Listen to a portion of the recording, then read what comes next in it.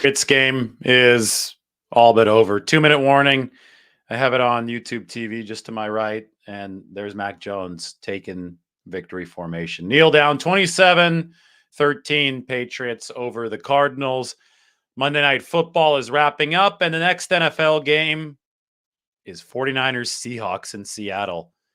And the 49ers have a chance to clinch the NFC West. And, watching the Cardinals suck and obviously being familiar with how bad the Rams are this year, ahead of this 49ers Seahawks game, I really started thinking this is a rewind to 10 years ago when Jim Harbaugh was coaching the 49ers, Pete Carroll was coaching the Seahawks, and it was San Francisco and Seattle for the division. For those few years, it was the 49ers and the Seahawks, and the other two teams in the division, the Rams and the Cardinals. The Rams back then in St. Louis, they were afterthoughts. They might play spoiler every once in a while. I know the Rams were a thorn in the Seahawks side there for a little while, and I know the Cardinals might have gotten the win over the 49ers. I can't really remember exactly when they beat them, but for the most part, obviously the favorites prevailed, and the favorites were the Seahawks and the 49ers. And we're back to that this year, and we might be back to that for the foreseeable future,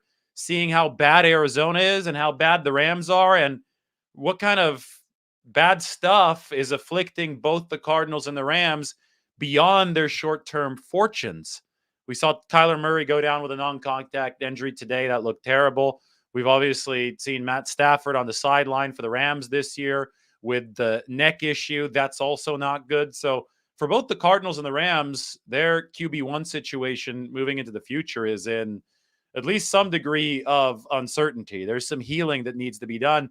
But on a larger scale, both of those teams just the roster construction hasn't been healthy. The Cardinals seem to have peaked over the first half of 2021, and it's eroded since then. And the Rams obviously pushed it all in for 2021, won the Super Bowl, but you've just seen that roster atrophy. And because of the all-in push, I don't know how they rebuild that roster satisfactorily moving forward, right? Because they don't have many draft picks to do it. So as we speak right now, with 49ers Seahawks being the next NFL game, to me, it's San Francisco and Seattle right now in the driver's seat of the NFC West, not just this season, but as the preseason favorites heading into 2023. Now, stuff can change really quickly in the NFL.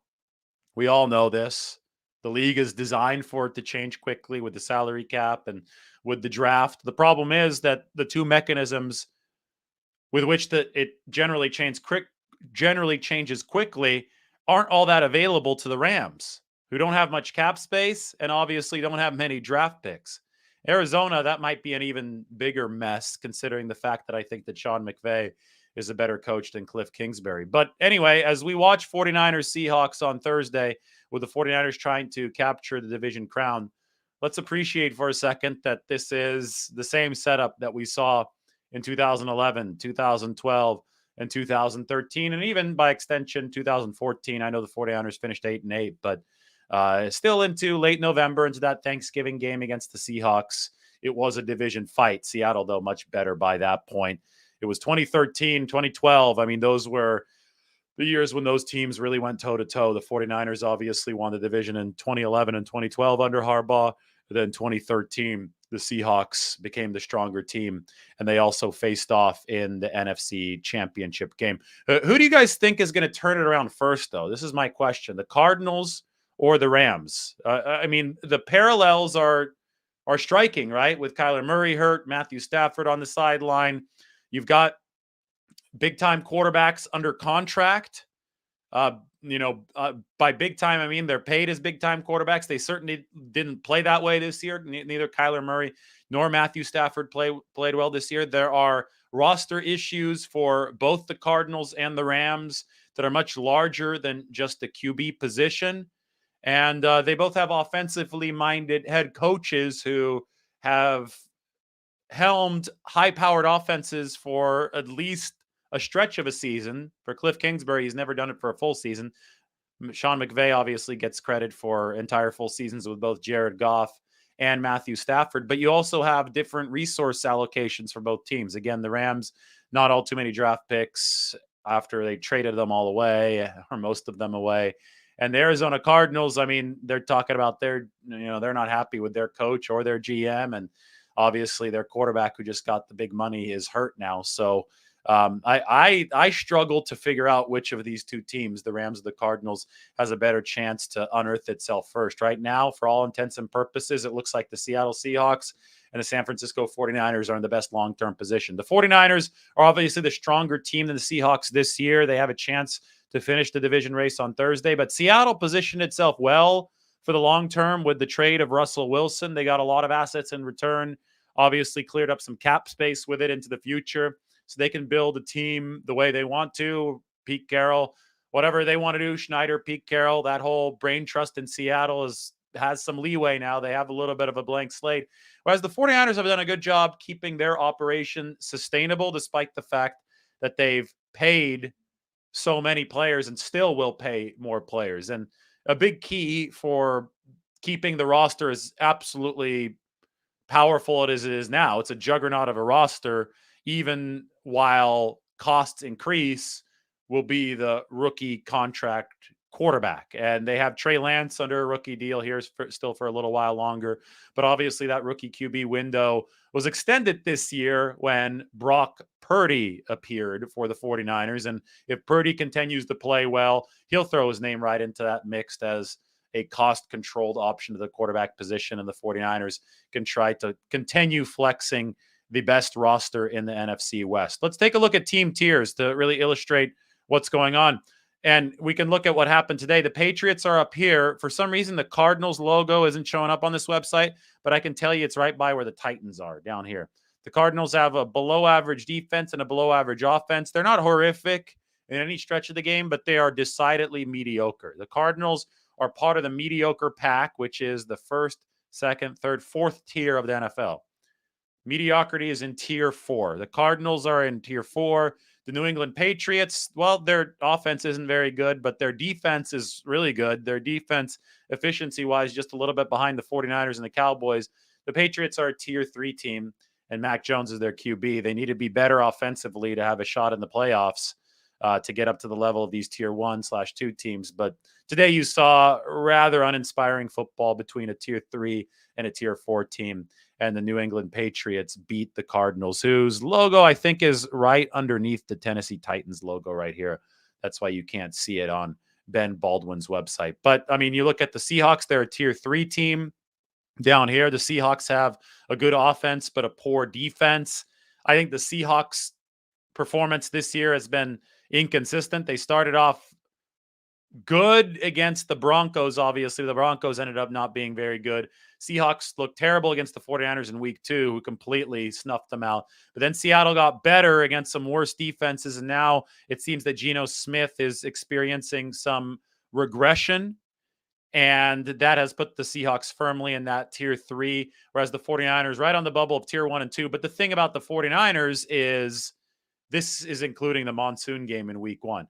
Without the monsoon game in week 1, we can update this. You will see that the 49ers are the most powerful team in football. And I think it's absolutely fair to remove week 1 because Trey Lance is not the quarterback anymore. And the 49ers obviously won't be playing in a lake anymore moving forward. Maybe they'll be playing in an ice storm again like Lambeau Field, but that lake wasn't exceptional. So as you can see here, as I said, the 49ers are a clear tier 1 team if you remove week 1, that monsoon game. It's the 49ers, the Cowboys, the Eagles, the Bengals, and the Chiefs in tier 1. Now, what's most exciting for the 49ers is their more recent performance after acquiring Christian McCaffrey. McCaffrey showed up in week 7. He earned a full-time role by week 8. So that coincided with the 6-0 run after the 49ers lost to the Chiefs. After being embarrassed by the Chiefs, this is what league efficiency looks like for the 49ers. This is weeks 8 through 14 over their 6-game win streak. Here you have the 49ers as the clear-cut top tier 1 team in all of football. Upper right for them. They are ahead of the Cowboys, ahead of the Eagles. What's really interesting to me is that if you weight this for what's happened more recently since the start of the 49ers win streak, it's the NFC that is the stronger conference. And one of the reasons why the NFC has the three best teams in football over the past 6 weeks, in my opinion, has to be because the weather around the league has been worsening. It's going to continue to worsen as we get further into December and then January. And that's when defense typically starts shining, right? Defense, they say defense wins championships. Well, balance, in my opinion, wins championships. And the 49ers, the Cowboys, and the Eagles have all shown a strong semblance of balance. The 49ers defense is obviously a tier above everybody, but the Cowboys and the Eagles have been good on that side, and their offense has led the league. They're better than even the Dolphins, the Chiefs, and the Bengals. The problem with the Dolphins, Chiefs, the Bengals, and look, the Detroit Lions, who have been red hot under Jared Goff over the past 6 weeks, the problem here is lack of defense, below average to average for these teams defensively. So when I say that balance wins titles, well, the 49ers have a really good offense and a great defense, and this chart right here does not even include special teams. Over the past 6 weeks, by the way, the Seahawks are still down here. 49ers tier 1, there's tier 2, 3. Seahawks are in between 4 and 5. The tiers are a little bit different if you make the sample size smaller. But there's a reason why the 49ers are favored by 3.5 points over the Seattle Seahawks, despite the fact that the 49ers are likely going to be starting their third string quarterback. And it's because the 49ers are a much more balanced team than Seattle. But I hope that team tier chart helps you visualize exactly how powerful this 49ers roster has been. In fact, if you look at the DVOA, defense adjusted value over average, I'll pop open some tweets from earlier today. This is, I mean, DVOA is going to include special teams, and it's going to also adjust for opponent strength, which I think is necessary to do because teams do play misbalanced schedules. There's absolutely have been misbalanced divisions this year.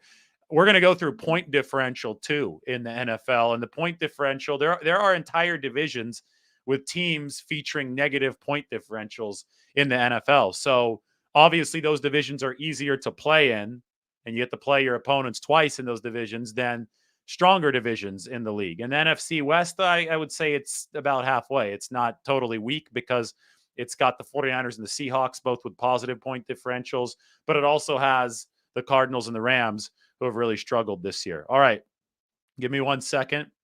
We're going to find what we need to find on DVOA because the 49ers are on one quiet, it's not a quiet tear. It is one loud tear over the past 6 weeks. Today was MRI Monday, so I have to scroll through a ton of injury updates that I gave today. Man, I've tweeted a lot today. No wonder I gained so many followers because I've just been tweeting all day. All right, here we go. Get this big for you guys up on the screen. This is obviously from our good friends at Football Outsiders. They do a great job with the DVOA rankings. These are adjusted for competition, and they include special teams. So I showed you the team tier chart. You saw the 49ers have been the best team in the league based on that, but this is going to include the whole picture. And over the past 6 weeks, the 49ers have been number 4 DVOA on special teams. So this is percentage of performance above league average. As you can see, the 49ers over the past 6 games are an absurd amount over league average.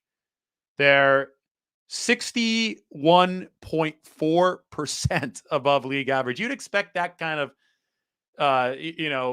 massive jump from the pack to number 1 in college football when Alabama or Georgia or somebody like that with a lot more talent is playing. But in a league full of professionals, which the NFL, everybody's getting paid. Everybody was the best on their team in college.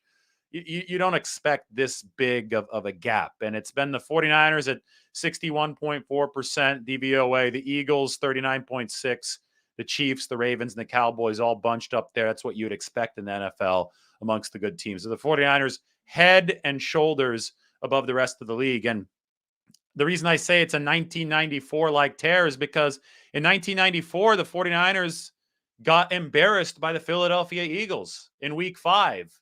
Candlestick Park, Kyle Shanahan, son of the offensive coordinator Mike Shanahan, was sitting in the upper deck at Candlestick Park, and he had to hear people talking crap about his dad. And the 49ers took that loss personally and morphed into the best team in football and they just went on a tear. They didn't lose another meaningful game all season. They only lost when they were resting their starters in week 17, and they obviously went on to win their most recent Super Bowl against the San Diego Chargers, 49-26. Steve Young threw 6 touchdown passes. So it just goes to show you that a blowout loss at home can have a galvanizing effect on a talented football team. And we're seeing that from the 49ers this year. Tashawn Gibson even said that the 49ers needed a wake-up call against the Chiefs, and they got that wake-up call against the Chiefs. And now the 49ers are surging. 61% is their defense adjusted value over average when you combine their efficiency scores on offense, defense, and special teams. So that has them in position to win the NFC West title on Thursday. All right, you guys, I have to answer one little message here really quickly. I'm going to have, why don't I put the roster up for you? Give me 1 second and I will be right back. There you guys go. And we'll just say Lombardi will be right back. Hopefully we don't lose too many viewers. All right, guys, see you in a second.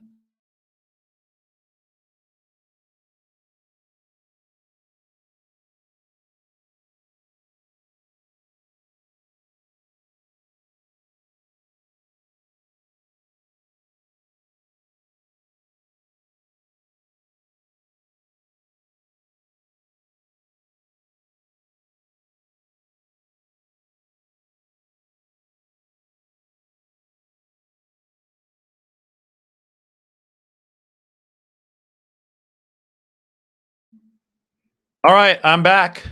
And we gained viewers while I was gone. That's awesome. That's how quick my little task there was. So all good. We gained viewers. We're still building. We're talking about the 49ers who are playing some excellent football right now. Let's talk about the rest of the schedule for the 49ers this season. You have this game against Seattle. Then they have extra rest, which is going to be nice, but not too long of a layoff because they play on Christmas Eve, which is a Saturday, December 24th, against Washington at home. So short week this week, longer week the week after that, but not overly long. It goes Thursday to the following Saturday. And then after that, the 49ers obviously have a longer week because of that Saturday games. The schedule favors them in that regard, a longer week, extra day of rest before they play the Raiders on New Year's Day. That's going to be quite the scene in Las Vegas. And after that, a standard week against Arizona. Now, I'm of the opinion that every single one of these games is going to be fiercely important for the 49ers, so as long as they keep winning, because I really think that this team, the way that it's built with a rip-roaring defense and a rookie quarterback, it looks like with Brock Purdy, at least for the next few weeks, we'll see with the Jimmy Garoppolo situation. That's just a wait and see thing. Right now, the 49ers believe that it's much more likely that Brock Purdy is going to be taking them to the finish line than Jimmy Garoppolo based on the initial diagnosis of that foot injury. But I've already talked about that a lot. There's obviously a little window there, and it depends on the foot healing. But assuming that it's a rookie QB for the 49ers in the postseason, combined with an awesome defense, a really good pass rush, you're going to want to be at home. You're going to want to get the benefit of the home field advantage as far as crowd noise goes on defense. And you're not going to want to expose Purdy to crowd noise if you can help it on offense. And yeah, I think that's one of the reasons why this week against Seattle so big. We're going to get to see Brock Purdy in a really loud stadium for the first time. And even if it doesn't go all that well for the 49ers and Brock Purdy, it's going to be a really important learning experience ahead of games that will be even more important potentially in the playoffs. I mean, the way this is lining up, if the 49ers are the number 2 or the number 3 seed, they're currently number 3, and Philadelphia doesn't lose and the 49ers don't lose, NFC Championship game is going to be at Philadelphia. And if Jimmy Garoppolo, for whatever reason, not back by that point of the season, and you're still on Brock Purdy's still rolling, still playing well, he's going to have to go into Philadelphia, which is obviously a really tough place to play, especially in January. And he's going to have to work with a lot of noise. And it's a lot better to prepare him for that, the NFL level of din, right? That just, pulsating noise that you can expect, especially on the East Coast in the playoffs with bad weather. It's a good trial grounds. It's a good practice grounds in Seattle. on Thursday night, primetime football. So it's going to be a throwback kind of game, I think, this Thursday that can prepare the 49ers moving forward for the rest of the season. But anyway, the difference between the 2 and the 3 seed, in my opinion, is significant because the 2 seed, if you win your wild card game, you get another home game. Not the case at 3, right? So this 49ers team, the way that it's built, they're blowing everybody out of the water efficiency-wise. Their offense has been top 5. Their defense has been number 1. The special teams is number 4. Everything's starting to click. Even the run game now since week 8 has been top 10 for the 49ers. That's been their weakness, and even that really fired on all cylinders against the Bucs.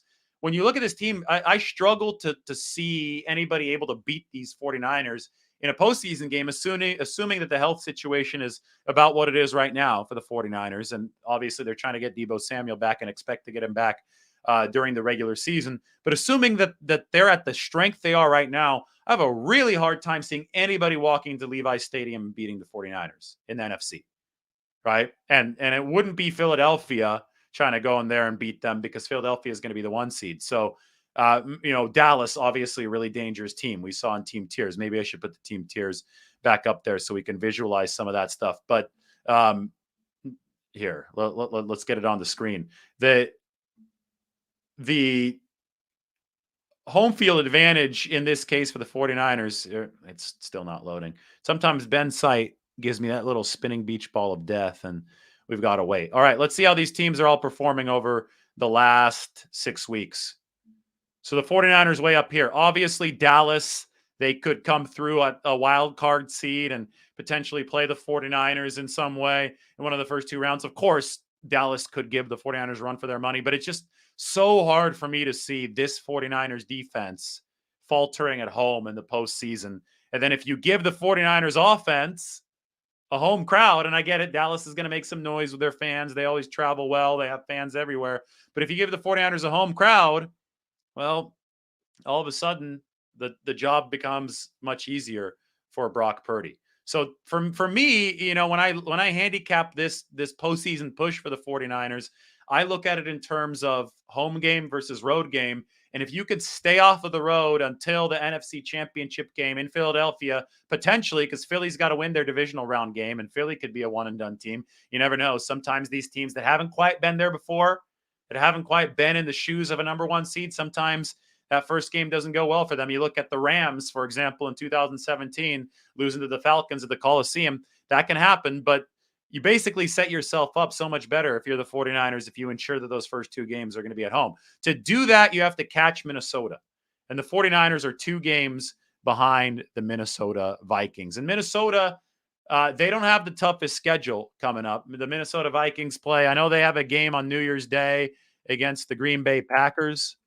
I know they play the Bears. I think they play the Packers and the Bears in consecutive games to end the season. And those are both going to be on the road. So those could be really cold weather games on January 1st and January 8th. So those are both losable for the Vikings. Before then, the Vikings host the Colts, which obviously they'll be favored in. And then they host the New York Giants on Christmas Eve. So, I mean, that's a losable game, I suppose. The Vikings, we're going to look at point differential right now. The Vikings have not been a great team this year. To me, it seems they've been more lucky than good, but the 49ers have to hope for some luck and that the Vikings lose one of these last 4 games. And then, even if they do lose one of these last 4 games, the 49ers are going to have to win all 4 of their games to get that number 2 seed. All right, let's look at point differential in the NFL, because this right now is fascinating to me. You have so much divisional imbalance in the NFL as we speak. And you'll see what I mean by that in just a second. We're just going to use ESPN's point differential standings right here, and we could look through all of it. Okay, so here we go. We're going to sort by we're just going to look at this column. Let's sort by differential in these divisions. It's a better way to do it than record for the time being. It's generally going to be reflective of record, but look at the AFC East.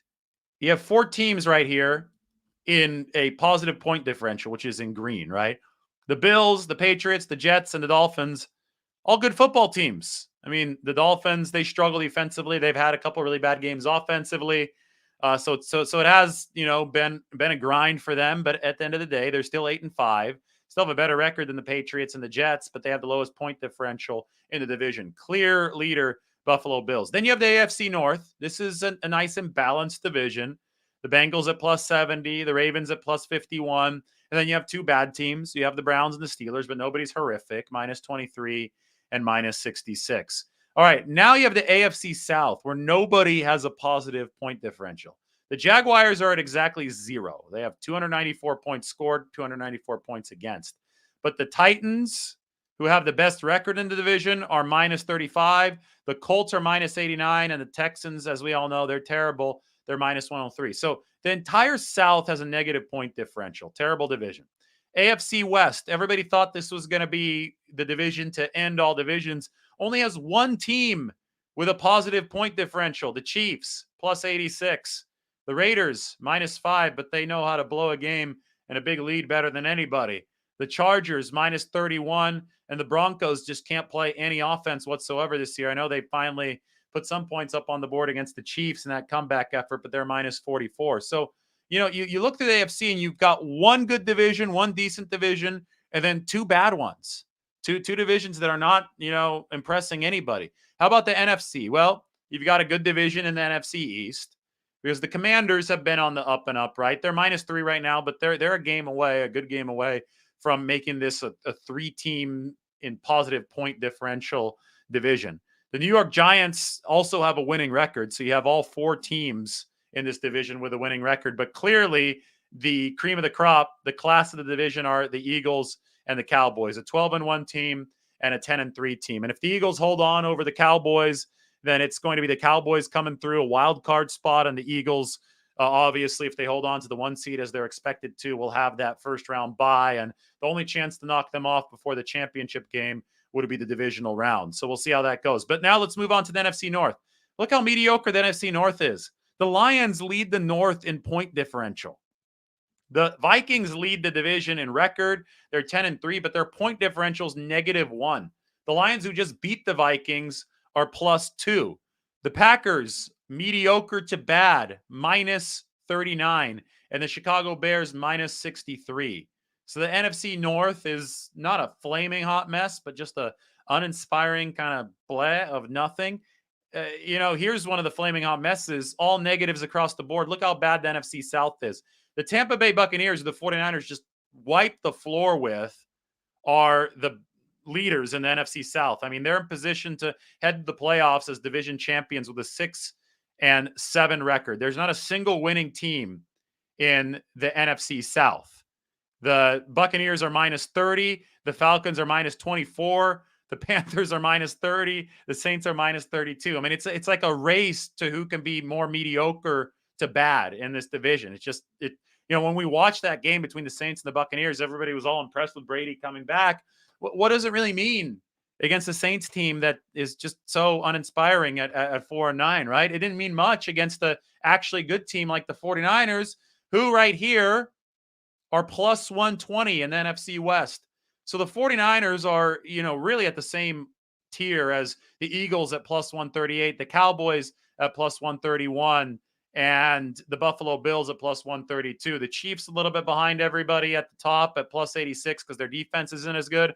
But the NFC West is about the Niners at +120 and the Seahawks at +8, with the Cardinals and the Rams bringing up the rear. But anyway, I just wanted to give you guys an idea of how misbalanced the league is, because you have entire divisions. The NFC South, the NFC North with the Lions is barely above 0, and the AFC South, with teams that just aren't moving the needle in any direction. That's 3 full divisions with a bunch of mediocre to terrible teams.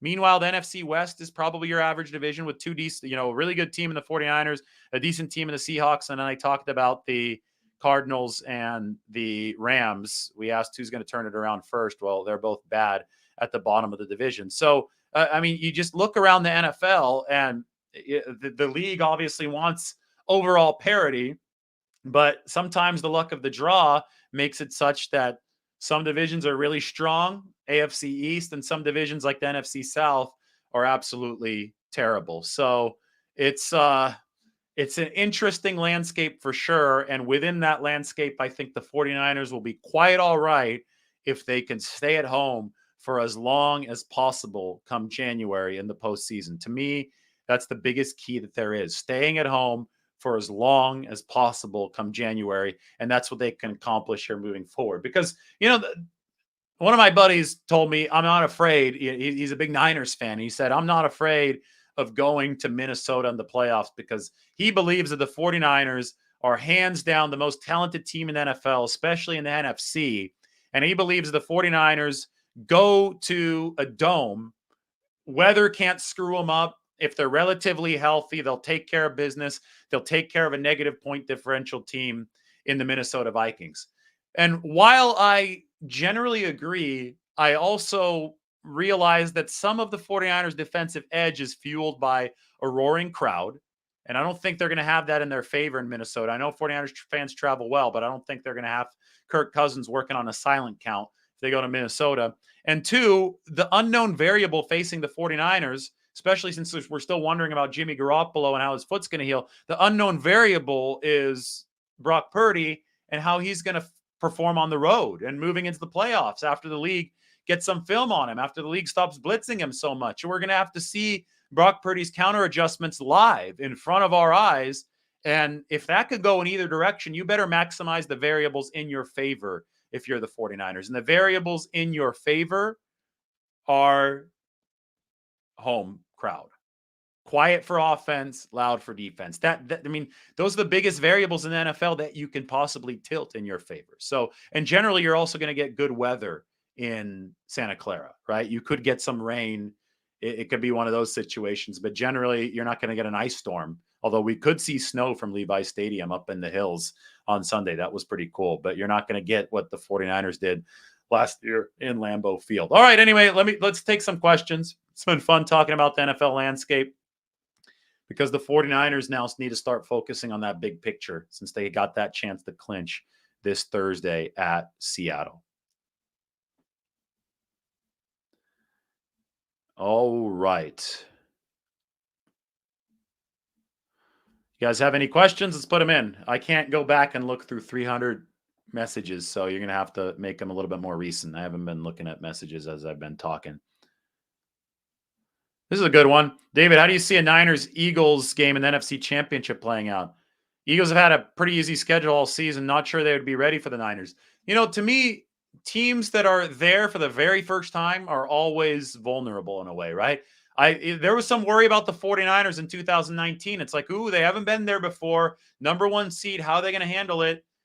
And they obviously handled it really well. But the Rams back in 2017, they had a red-hot regular season. They hadn't been there before. They didn't handle it well against the Falcons.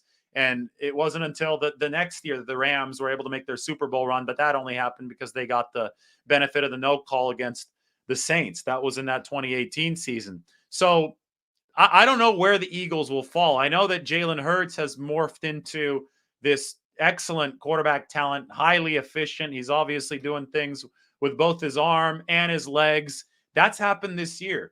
How's that going to translate into the postseason? The weather's going to be worse, obviously. Normally, you see offense start to diminish a little bit into January because better defenses, worse weather, right? September is a good time to be running track meets. January is not a good time to be doing that. So I do respect Philadelphia. I think that they're a good two-way team. You've seen the team tiers. They're good both offensively and defensively. But when you look at the team tiers, I think it's really clear right here. Here we go. That the 49ers in the very upper right, this is a team that travels. This is a defense that can go on the road to Philadelphia and really slow down or stop a high-powered opposing offense. And if the 49ers can continue playing offense at the level that we've seen over the past 6 weeks, combine that with some special teams doesn't screw it up, I mean, that's a team you might favor over anybody, right? So it's tough to say what Eagles team is going to show up in the playoffs, but if it's the same Eagles team that we've seen in the regular season, that's a team to be respected. It's a tier one team. Dallas, Philadelphia, San Francisco, your 3 tier one teams over the course of the past 6 weeks. Absolutely significant stuff. All right, that's a good question. Thanks for that. going to scroll down, get to some more questions. More Mason? Yeah, I think there's going to be some more Mason. Jordan Mason, 4 carries 4 weeks ago, 5 carries in the subsequent game, 8 carries last week, and 11 carries yesterday. That's what I call an upward trend. And I think that Kyle Shanahan has this drawn out well. He uses Christian McCaffrey as kind of that flash early in games, and then he likes to wear you down later. He used McCaffrey, then Elijah Mitchell in the Mexico City game, right, against the Arizona Cardinals. And he used McCaffrey and then Jordan Mason with Elijah Mitchell obviously on the shelf in this in this most recent game against the Tampa Bay Buccaneers. The 49ers are scheduled to get Elijah Mitchell back for the postseason. You know, you can knock on wood if you don't like injuries, but if the 49ers get Mitchell back and the rest of the lineup is as healthy as it can be entering the postseason, which would mean Deebo Samuel also returning, well, then all of a sudden you're looking at an embarrassment of riches offensively for the 49ers. Now, I know that we're still 4 games away from that. Somebody's probably going to get hurt. That's just the way that it is. But the last turf game for the 49ers is on Thursday. And if they could enter the postseason with fresh legs Deebo Samuel and fresh legs Elijah Mitchell, then Jordan Mason will have done his job, right? Jordan Mason's here to definitely build that bridge to the offseason. And then, you know, he could be a bonus in cold weather in the offseason, wet weather, snowy weather, whatever. Last year, the 49ers had to go through an ice storm. He could be a guy that, you know, it's harder to tackle 223 pounds when it's cold. Let's put it that way. I think our first really extended look at Jordan Mason is going to be on Thursday. Short week. He didn't get as much run as Christian McCaffrey on the short week, so he's going to be fresher. You use him there. It's going to be cold in Seattle. Seahawks are going to have to try to tackle that load. They're, you know, just give a dose of Marshawn Lynch right back to the Seattle Seahawks. I think that's going to be the Jordan Mason story this weekend. It's not weekend. It's Thursday. These short weeks really get on you quick. Yeah, I mean, I think it's smart to temper expectations for Brock Purdy. I think it's smart to temper them even, you know, for several games. I mean, this is a rookie. He could come out with a red hot start and then the league could catch up to him 4 or 5 games down the road. Nick Mullins, I mean, even past the Raiders game, played some good football and then he ran into the impasse a little bit later on, right? So it's tough in the NFL to sustain things, which is what makes what Tom Brady has done for 20 plus years so impressive. So just take it 1 week at a time. And the good news for Brock Purdy is even if the play starts slipping a little bit due to league adjustments against him, the 49ers are playing their best defense. They're extremely healthy at most of their really important defensive spots. Now, defensive tackle is going to be a bit of a sketchy question mark moving forward, but Eric Armstead is back and he's a big difference maker. Those other phases of the game, defense and special teams, can really help Brock Purdy out in case there is any slippage. And let's be honest, there probably will be. We have to be realistic about things. We can't be prisoners of the moment. Everybody wants to see one game and declare somebody a Hall of Famer. It just doesn't work that way. And the opposite isn't true either. You can't see one game and say that somebody should be cut. Both extremes are ridiculous, and we could just sit back and wait to see the truth with Brock Purdy, who to me has been extremely promising so far. I have really liked what I've seen out of Brock Purdy, but I'm not going to sit here and pretend that I know more than I do about the future because nobody actually does.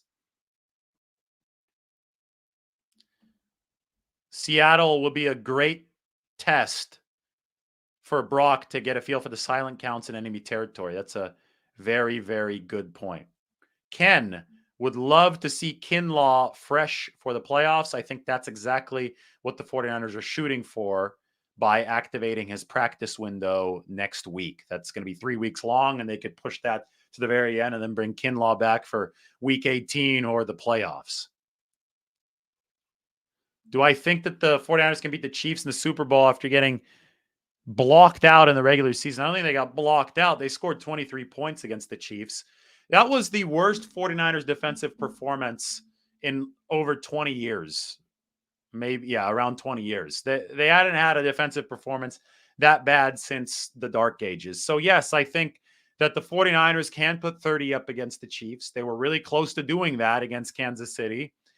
And that's not a good Chiefs defense. And I think the 49ers can hold the Chiefs under 30. if you don't think the best defense in the NFL can hold the Chiefs under 30, you might as well just pack it up and stop playing right now. I think the 49ers can do it. They have to do it on that given day. They didn't do it on the given Sunday of the Super Bowl on either side of the ball in Super Bowl 54, but they're playing under the assumption they can do that if they face Kansas City in the Super Bowl again. Score 30, hold KC to under 30. It's as simple as that. Can your combination of offense, defense, and special teams do that? I think most of the data suggests that the 49ers can do that. The Chiefs obviously went crazy on them. They beat them 44-23. But was that 44-point outburst from the Chiefs something they can do against the 49ers 10 out of 10 times? Or is that something they could do against the 49ers 2 out of 10 times or just 1 out of 10 times? If you believe that it's less than 5 out of 10 times, it's a bit of an outlier at least, right? And if it's a bit of an outlier, then the 49ers can reasonably expect to line up against the Chiefs again, hold them to fewer than 44 points. I say the magic number is 30. Hold them to under 30, and the 49ers already scored 23 against the Chiefs. They score 30, they win the Super Bowl. That's the blueprint. Can the 49ers execute it? I don't know. But that is the blueprint for the 49ers to win the Super Bowl. Now, that's the end boss, right? If they face the Chiefs in the Super Bowl, which might end up being the case if they make it that far. But there's still a long way to get to that end boss.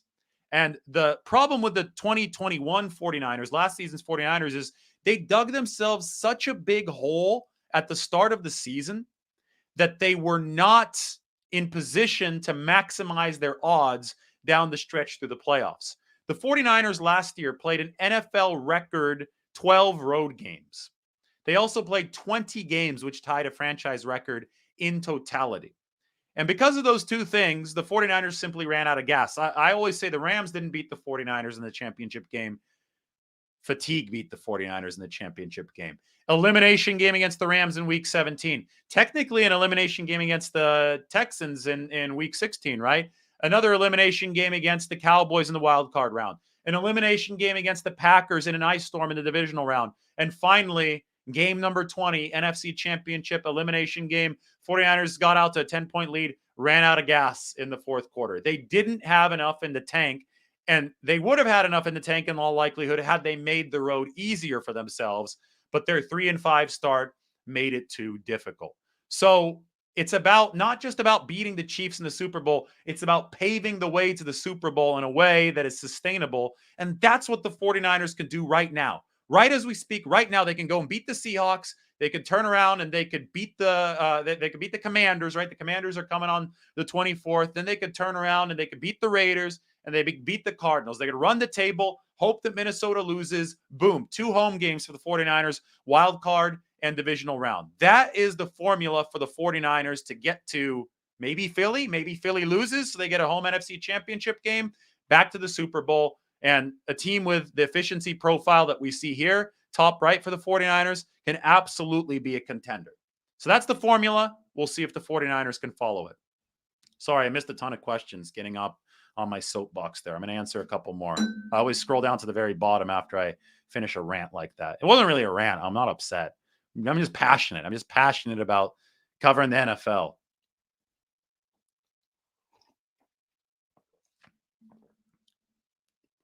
How many snaps do I think that Christian McCaffrey will get on Thursday due to the short turnaround in games?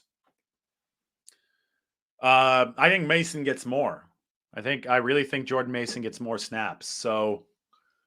Or more carries, let's put it that way. Probably more snaps for McCaffrey, but more carries for Jordan Mason. 14 carries for Christian McCaffrey against the Buccaneers, 11 for Mason. I think it flips around. I think you see about 10 for McCaffrey, and I think you see Mason's first 15 carry game on Thursday.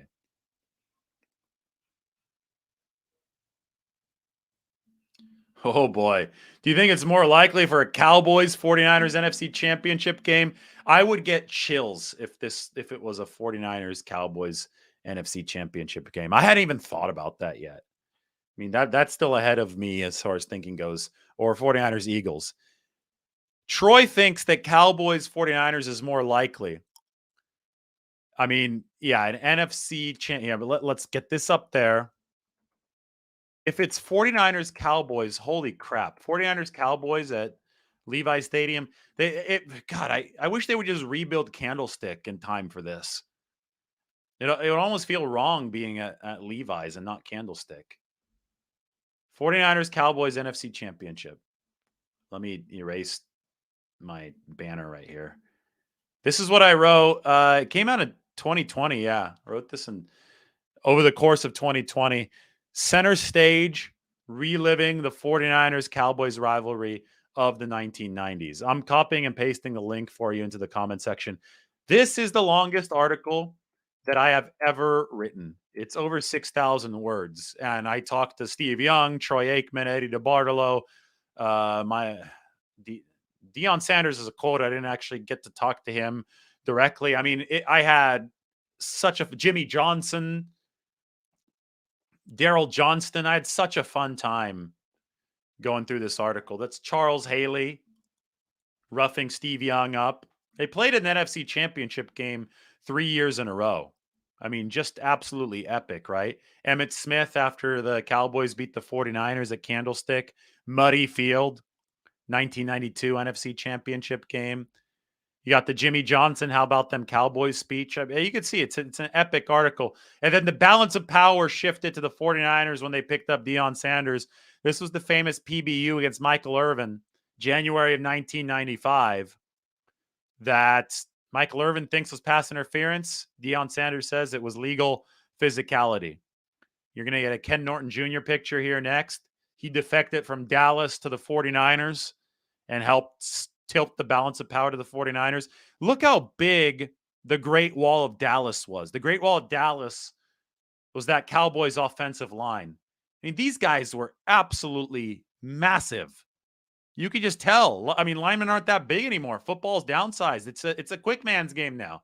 It was a strong man's game back in the 1990s. Those guys were huge. Now, the 49ers were also a little bit smaller, which is why they ran circles around the league with their offense with Mike Shanahan and Steve Young in 1994. They had a smaller, faster line that could run some outside zone. And obviously, Steve Young could move with his legs as well. Finally, getting over the hump, here is Steve Young, the dive across the goal line. So anyway, somebody just told me 49ers Cowboys NFC Championship game. If it's that, then I mean, we'll get visuals like this. I don't think the 49ers would wear their throwbacks. Maybe they should, because they always lost to the Cowboys with the gold pants.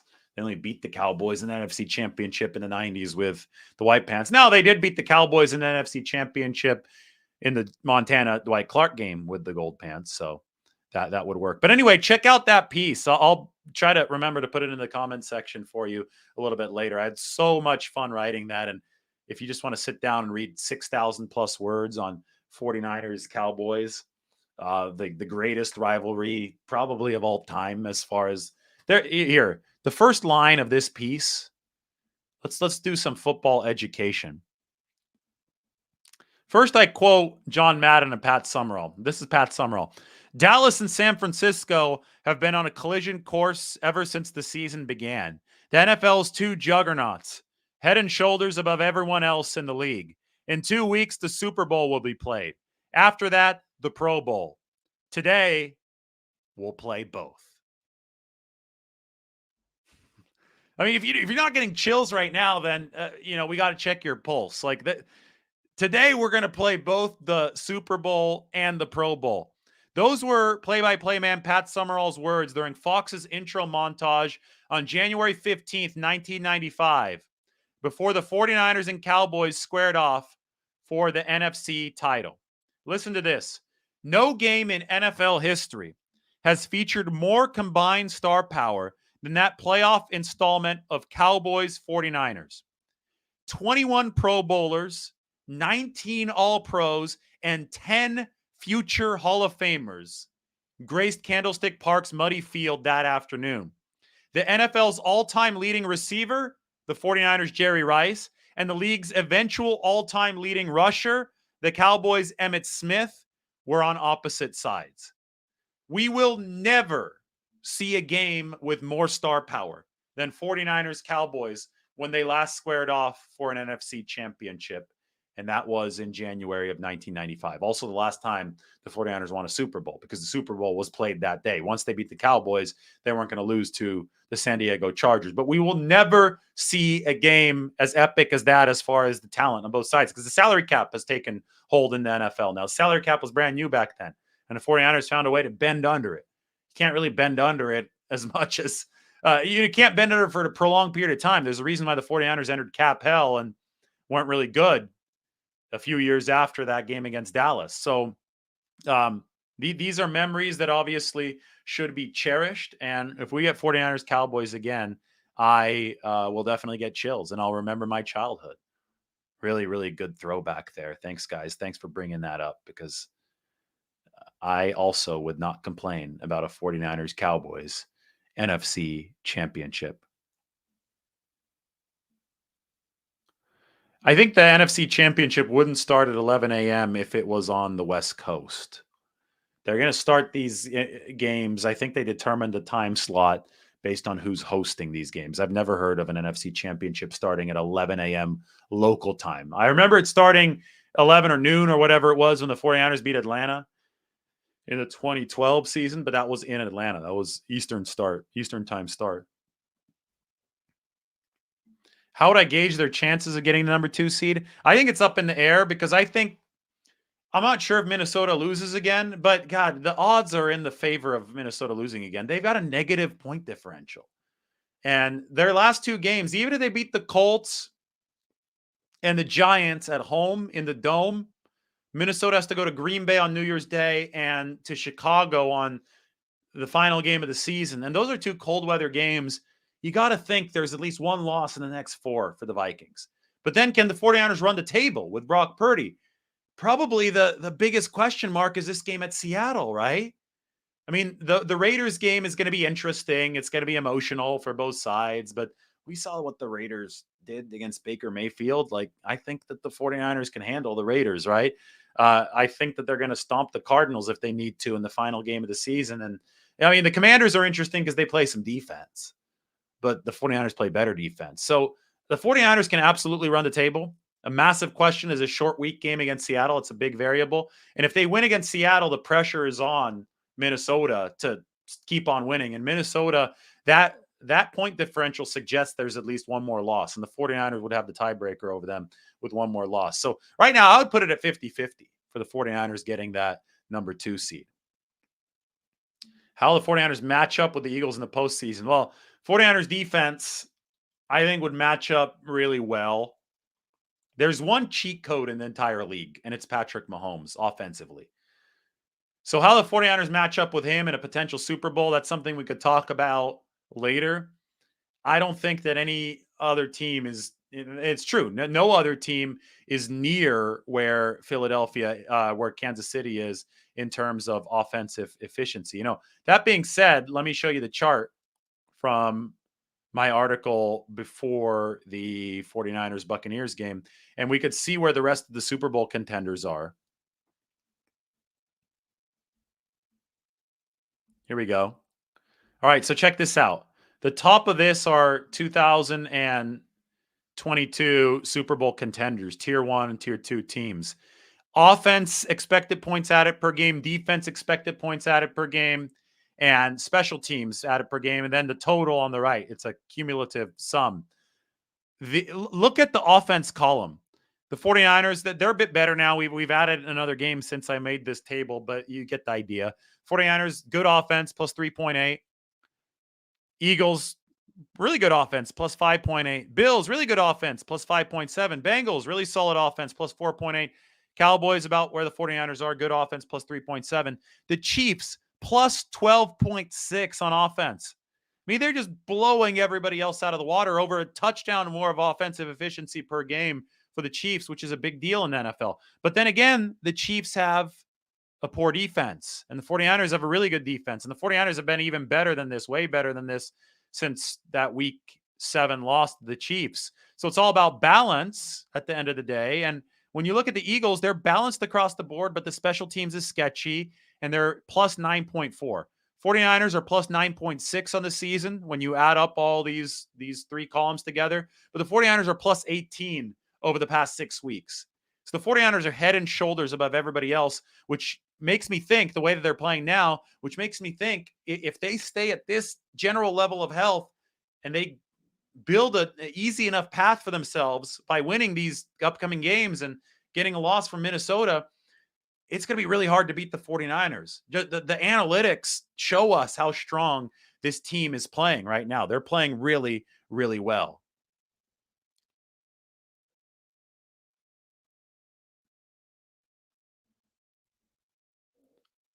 All right, let's see. Any more questions? I don't think I'm going to keep it on all too much longer. All right. Fred Warner certainly thinks that Dre Greenlaw deserves a Pro Bowl nod, so we'll end on that. Good call out. Dre Greenlaw, 103 tackles, first time over the century mark. Yep, I agree with you. I think he deserves a Pro Bowl nod. All right, guys. Thanks for watching. Like the video, sub to the channel, sub to The Athletic. Read that 6,000 word article on the Cowboys and 49ers. Maybe we get that as an NFC title game. And obviously, Twitter's at Lombardi himself. 2 1-hour long shows today. Hope you had fun watching. Everybody take care. Back out to the 49ers facility tomorrow. It's going to be a good time.